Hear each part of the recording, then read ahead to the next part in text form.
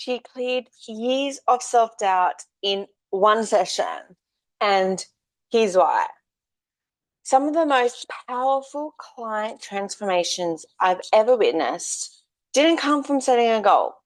Crazy, right? Especially in the healing space, you think there has to be a goal of what you want to heal, what you want to achieve, but they come from removing something that was never true in the first place. And spoiler alert, you have no idea what that is until you dive into this work. You're not consciously understanding. And the confidence toolkit exists for women who are tired of talking about the problem and want to feel different. So I'll link that in the description.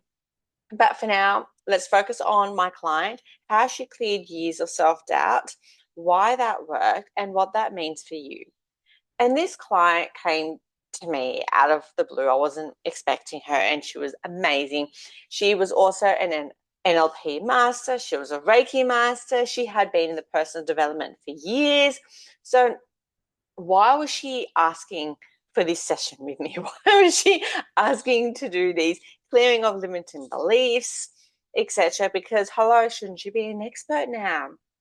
And I'll be diving into that because you can't heal yourself. You can't remove your own limiting beliefs because you can't take yourself deep enough, because you can't access your own unconscious mind without your conscious mind getting in the way. So this is why it's super powerful to invest.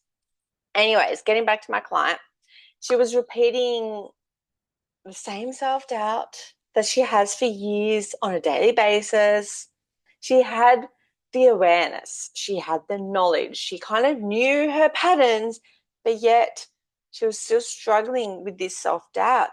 She was exhausted of knowing better, but still always reacting the same, still always feeling the same, still nothing was kind of like creating change in her life. And she came to me, and we only did this one session. It was a 2-hour intensive.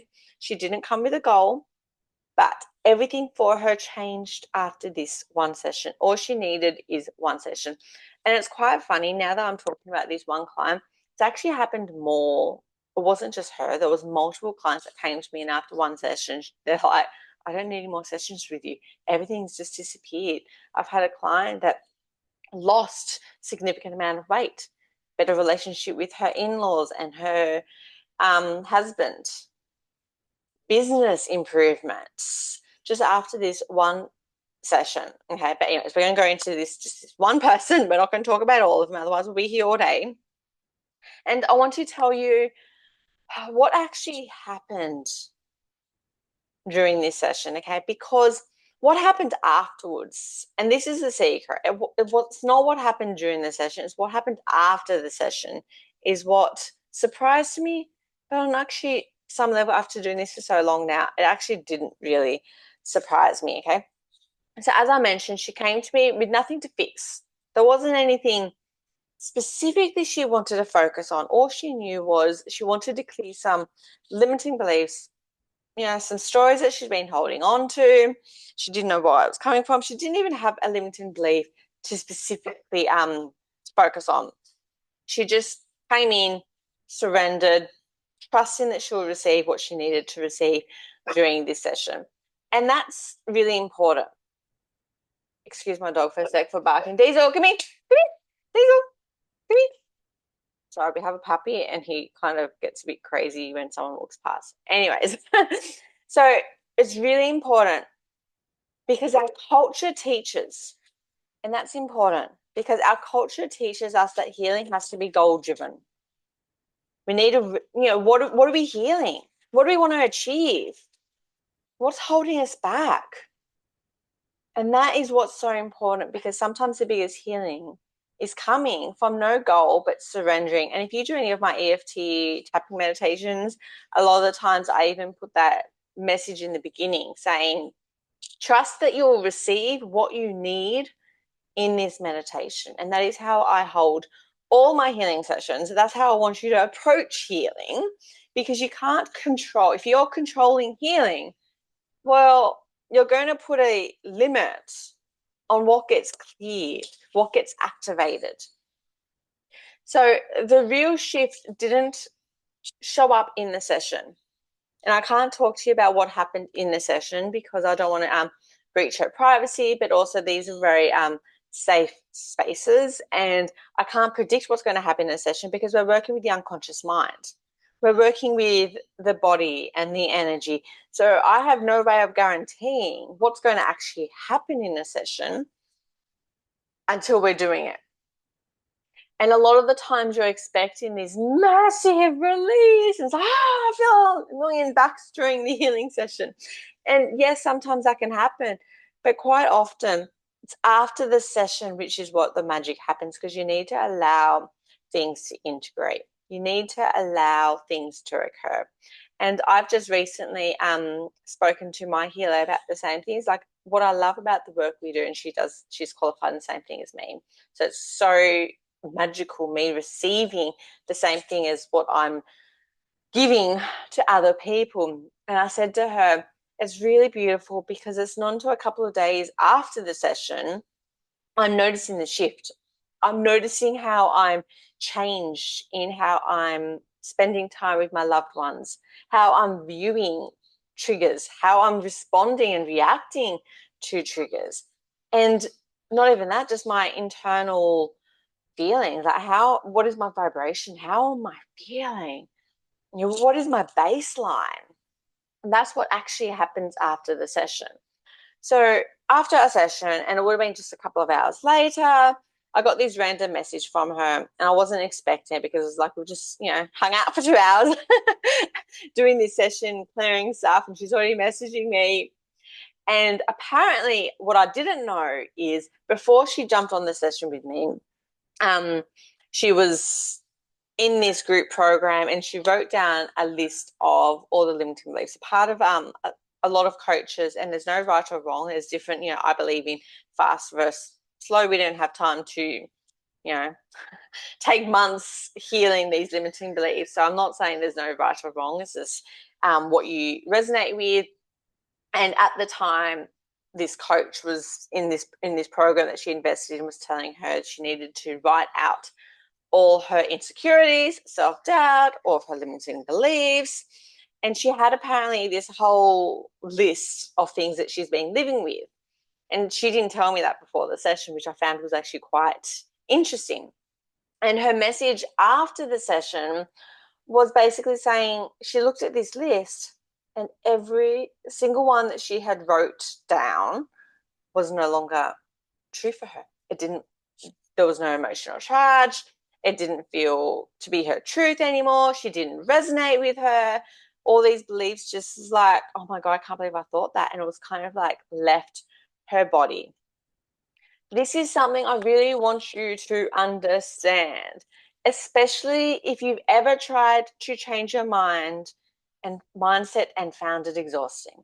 Like, I am an NLP master as well. I've been in the mindset world for a very long time. I've also studied manifestation for over 10 years, and I understand the importance of the mindset. However, did you know that your mindset doesn't start in your mind? It can also start in your body, which is why when you're focusing on just your mind only, you're not going to be creating that much change because you're not actually getting to the root of what caused that in the beginning.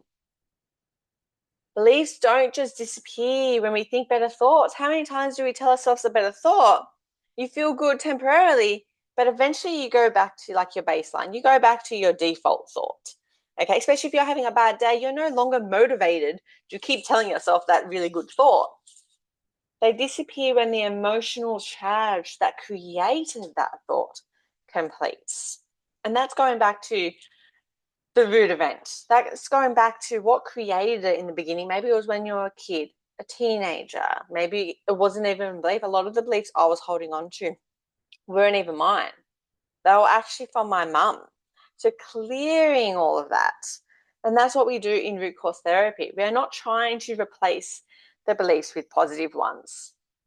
We are not convincing the mind of anything because that works, but it's going to take you like triple the amount of time. Like it's going to take you a long time to convince your mind of that. But when you clear out the system, And just to give you an insight of what happened with this client, okay, when we're clearing out the root cause, when we're going back to what created all these beliefs in the first place that she had no idea that she was holding on to, she got to then also receive a different perspective. She also got to receive what is the actual truth. What is she need? What is the message that she's needing?